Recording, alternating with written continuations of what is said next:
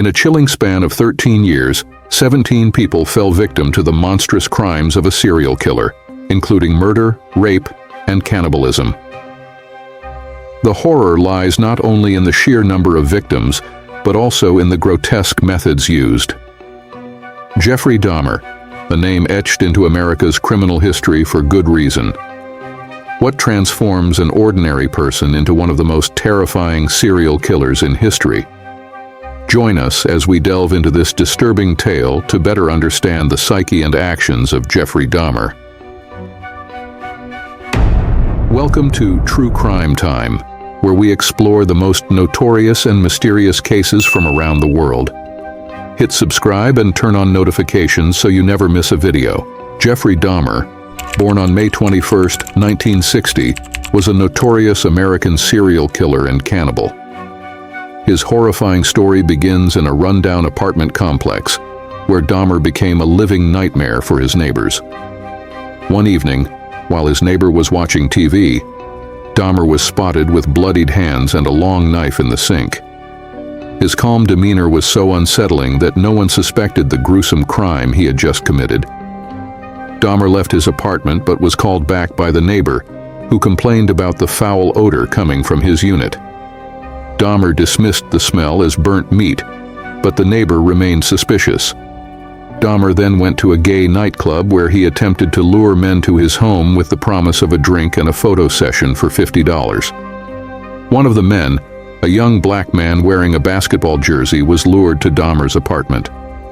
Once inside, the man felt increasingly uncomfortable due to the unpleasant smell and Dahmer's strange behavior. After being drugged and served a beer, he tried to leave, but Dahmer blocked the door and threatened him with a knife. Dahmer continued to torment and photograph the man.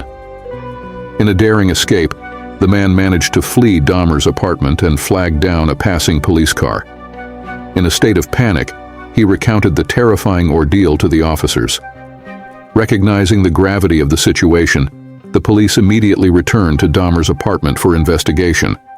Dahmer, facing the police with unnerving composure, claimed he was simply playing a game with his guest. However, when the police demanded to inspect the apartment, Dahmer's calm facade began to crumble. As the officers discovered disturbing photographs of victims, Dahmer attempted to flee but was apprehended and restrained by the police. The chilling discovery of his apartment revealed the true extent of his horrific crimes. Upon receiving the report, the police swiftly arrived at the scene and conducted a meticulous search of the apartment. What they uncovered was nothing short of horrifying. In the kitchen, they found 4 human heads neatly arranged and 7 skulls, either bleached or painted, scattered throughout the bedroom and closets. A blood collection tray was discovered at the bottom of the refrigerator, alongside 2 human hearts and a portion of a human arm wrapped in plastic. In the freezer, there was an entire human body, partially dismembered, along with bags containing organs and flesh stuck to the freezer's base. The officers also came across a large container of acid that Dahmer used to dispose of the bodies. Throughout apartment 213, they found 2 complete skeletons, a pair of severed hands, 2 severed penises, and a preserved human head in the corner of the bedroom. A barrel was found containing the decomposing remains of 3 victims in acid. Additionally, 74 detailed photographs of the dismemberment process were discovered. Forensic experts commented that recovering the evidence from apartment 213 felt more like uncovering a macabre museum than a crime scene. As Jeffrey Dahmer was brought in for questioning, the police began to uncover the disturbing details of his background. Born into a middle-class family, Dahmer's father was Lionel Herbert Dahmer, a chemistry student at Marquette University, while his mother, Joyce, worked as a teletype operator in Milwaukee, Wisconsin. When Jeffrey was in 1st grade, the family began to face significant difficulties. His mother, Joyce, was bedridden due to illness, and his father, Lionel, was heavily involved in his studies and rarely present at home. This lack of parental attention left Jeffrey isolated and emotionally neglected. Once a cheerful and active child, Jeffrey's personality began to change drastically after undergoing a hernia surgery at the age of 4. Following the operation, he became withdrawn and silent. The stress and frequent arguments between his parents further contributed to his emotional turmoil. At school, Jeffrey was shy and reticent, often noted by a teacher who saw him as neglected due to his mother's illness, though he did have a few friends. As Jeffrey grew, he developed a disturbing fascination with dead animals. His early interests included capturing large insects like beetles and butterflies and preserving them in jars. He soon escalated to collecting roadkill, dissecting animal carcasses with friends, and storing body parts in jars. One particularly unsettling episode involved Jeffrey impaling the carcass of a dead dog on a stick and leaving it in the woods behind his house. This macabre fascination with death and dismemberment began at a young age and laid the groundwork for the horrors that would follow. In October 1966, Jeffrey Dahmer's family moved to Doylestown, Ohio. Later that year, Mrs. Joyce Dahmer gave birth to her second son. To help Jeffrey feel closer to the family, his parents allowed him to name his baby brother, and Jeffrey chose the name David. That same year, Mr. Lionel Dahmer completed his PhD and began working in the Akron area. In 1968, Jeffrey's family moved to Bath Township, Ohio. During a dinner, Jeffrey asked his father about what happens when chicken bones are placed in bleach. Mr. Lionel, pleased with his son's curiosity, explained how to safely clean and preserve bones. Jeffrey quickly applied this technique to his bone collection, sparking a strange passion within him. At the age of 14, in his early years of high school, Jeffrey felt like an outcast. He started drinking beer and other heavy alcohol at school. When asked about it, he claimed it was medicine. Despite limited social interaction, Jeffrey was considered a bright student, though his grades were not outstanding. During this period, Jeffrey discovered he was gay after kissing a boy who lived across the street, but he never told his parents about this. Jeffrey had a boyfriend in his early teenage years, but the relationship did not last long. As he approached the age of 16, Jeffrey came up with the idea of knocking someone unconscious or running by a person near his house and then abusing their body. To carry out this plan, he once hid in some bushes, armed with a baseball bat, but the plan failed. Jeffrey later recounted that this was the first time he had the intention to attack someone. In early 1978, Lionel Dahmer discovered that his wife was having an affair, leading to their decision to divorce. After the separation, Jeffrey was left to fend for himself, as his mother and younger brother moved to Chippewa Falls, Wisconsin, while his father stayed in a nearby motel. Just 3 weeks after graduation, Jeffrey committed his first murder. On June 18, 1978, Jeffrey Dahmer lured 19-year-old Stephen Hicks into his car under the pretense of giving him a ride home. Stephen, who was on his way to a rock concert, agreed to come back to Jeffrey's house for drinks and music. A few hours later, when Stephen wanted to leave, Jeffrey, driven by a desperate and controlling urge, decided to take a brutal action. He struck Stephen with a 10-pound dumbbell, rendering him unconscious, and then strangled him to death with a barbell. Jeffrey did not stop there. He undressed Stephen's body and engaged in sexual acts with the corpse. The following day, Jeffrey dragged Stephen's body to the basement and began dissecting it.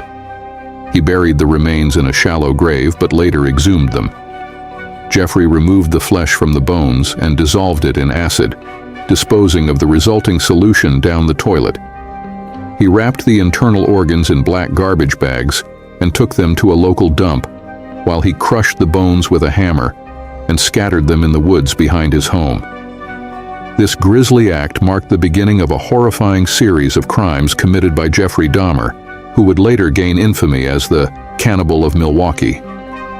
In August 1978, Jeffrey Dahmer enrolled at Ohio State University, but dropped out after 3 months due to alcohol abuse. In January 1979, following his father's advice, He joined the U.S. Army and trained as a medical specialist at Fort Sam Houston, Texas. However, his continued alcohol abuse led to his discharge in March 1981. Not wanting to face his father, Jeffrey decided to fly to Miami, Florida, to escape the cold and make a living on his own. He worked at a fast food restaurant but was evicted from his motel for failing to pay rent. With no other options by the end of that year, he called his father to ask to return to Ohio. After returning home, Jeffrey lived with his grandmother in West Allis, Wisconsin. In early 1982, he worked as a phlebotomist at the Milwaukee Blood Plasma Center. On August 7th of that year, Jeffrey was arrested for indecent exposure at a state fair and fined $50 plus court costs. After 10 months working there, he quit and was unemployed for over 2 years. In 1985, Jeffrey began frequenting gay bars, bathhouses, and adult bookstores. He once stole a male mannequin from a department store for sexual stimulation, but his father discovered it and made him get rid of it. By the end of 1985, Jeffrey regularly visited bathhouses. However, he became frustrated when his partners moved during sex, so he started drugging them with sleeping pills to keep them still. In August 1986, Jeffrey was arrested for masturbating in front of 2 boys near the Kinnickinnic River. On March 10, 1987, he was sentenced to 1 year of probation. On November 20, 1987, while still living with his grandmother in West Allis, Jeffrey met a young man named Stephen Tuomi and persuaded him to go to the Ambassador Hotel. Jeffrey gave Stephen a drink laced with sleeping pills and raped him. Although Jeffrey had no intention of killing Stephen, he woke up the next morning to find Stephen dead, with a sunken chest, bruises, and blood coming from his mouth. Jeffrey's own fists and forearms were bruised, indicating a struggle, but he had no memory of the incident. To dispose of Stephen's body, Jeffrey bought a large suitcase and stuffed Stephen's body inside. When he got home, Jeffrey kept the suitcase in the basement for a week before dismembering the body. He severed the head, arms, and legs, stripped the flesh from the bones, and cut the flesh into smaller pieces. These remains were placed in garbage bags, while Stephen's bones were wrapped in a bedsheet and smashed with a sledgehammer. The entire process took about 2 hours.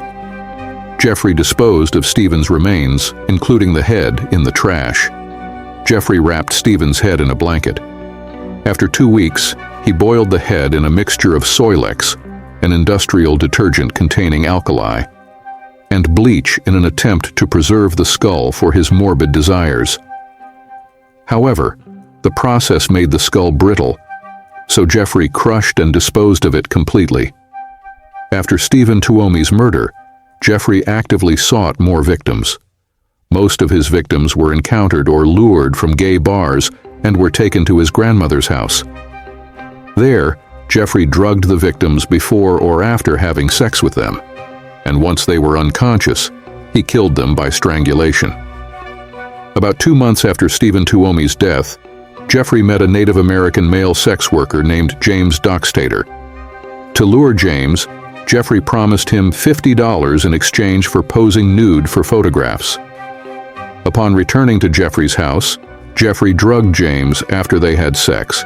He then killed James in the same manner as he had killed Stephen and kept the skull before crushing it. On March 24, 1988, Jeffrey encountered his third victim, Richard Guerrero, outside a gay bar.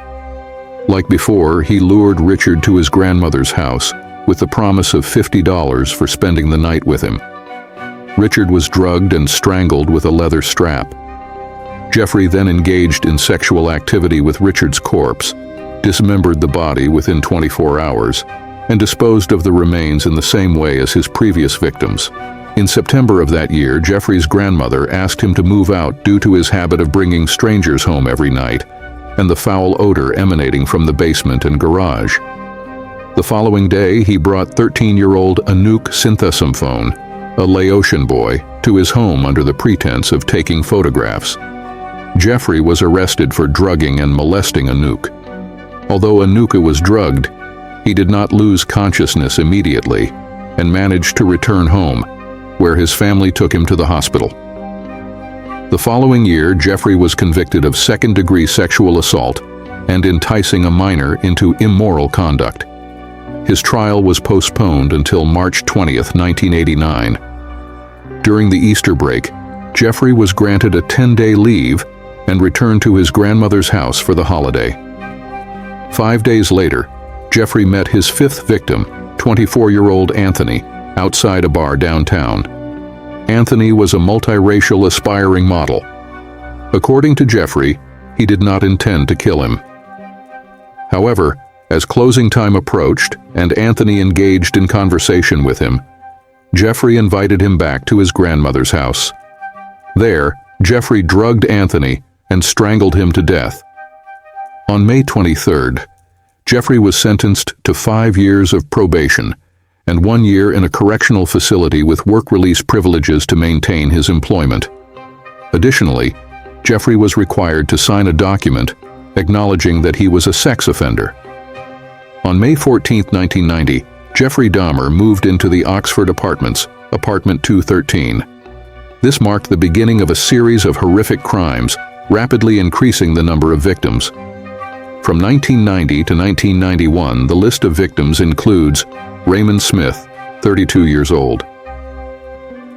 On January 20, 1990, Dahmer lured Raymond Smith, an acquaintance, to his apartment, drugged him with alcohol laced with sleeping pills, and then strangled him to death.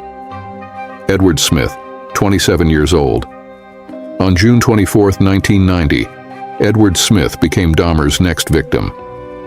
Dahmer took photos of Edward's body in suggestive poses before dismembering him and keeping his skull as a souvenir.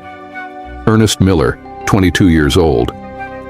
On September 2, 1990, Dahmer murdered Ernest Miller by slashing his throat after luring him to his apartment. Dahmer then engaged in cannibalism and preserved parts of the body. David C. Thomas, 23 years old.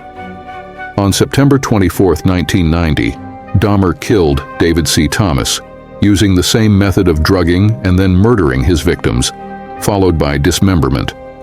Curtis Statter, 19 years old.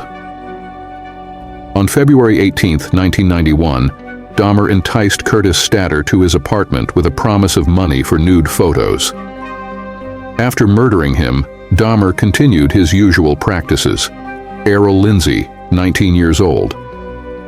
On April 7, 1991, Dahmer subjected Errol to a crude experiment, drilling into his skull and injecting hydrochloric acid into his brain in an attempt to create a zombie-like state. This experiment failed, and Errol died. Tony Hughes, 31 years old. On May 24, 1991, Dahmer killed Tony Hughes, a deaf and mute individual whom Dahmer had lured to his apartment. Connor, 14 years old. On May 27, 1991, Dahmer targeted Connor, a Laotian boy. Connor initially escaped, but was later captured and brutally murdered by Dahmer. Mar Turner, 20 years old. On June 30, 1991, Dahmer met Mar Turner at a bus stop in Chicago and lured him to his apartment with a promise of a free photo shoot. Turner was murdered upon arrival. Jeremiah Wager, 23 years old. On July 5, 1991, after meeting Dahmer at a bar, Jeremiah Wager was killed by Dahmer, who kept him in his apartment before executing his usual methods of murder and dismemberment. Oliver Lacey, 24 years old. On July 15, 1991, Dahmer killed Oliver Lacey, a young man with athletic potential. Dahmer continued his practice of cannibalism and body preservation. Joseph Rod, 25 years old. On July 19, 1991, Joseph Rod was the last victim before Dahmer's arrest. Dahmer was apprehended by the police shortly after killing Rod.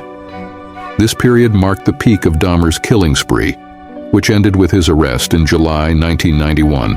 On July 22, 1991, Tracy Edwards, a fortunate victim who managed to escape from Dahmer, played a crucial role in his capture.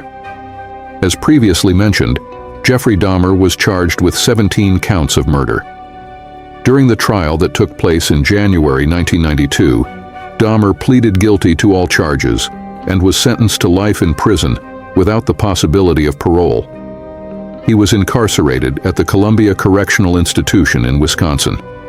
On November 28, 1994, Jeffrey Dahmer was attacked and killed by another inmate named Christopher Scarver while they were doing cleaning work in the prison. This event marked the end of the life of one of the most notorious serial killers in modern history. Thank you for watching this video about the case of Jeffrey Dahmer, one of the most infamous serial killers in history. His case has left a haunting and unforgettable mark in the minds of many. If you found this video informative and want to learn more about other mysterious and intriguing cases, please like, share, and subscribe to our channel. Don't forget to hit the notification bell so you won't miss any new videos. Thank you for watching, and see you in the next video.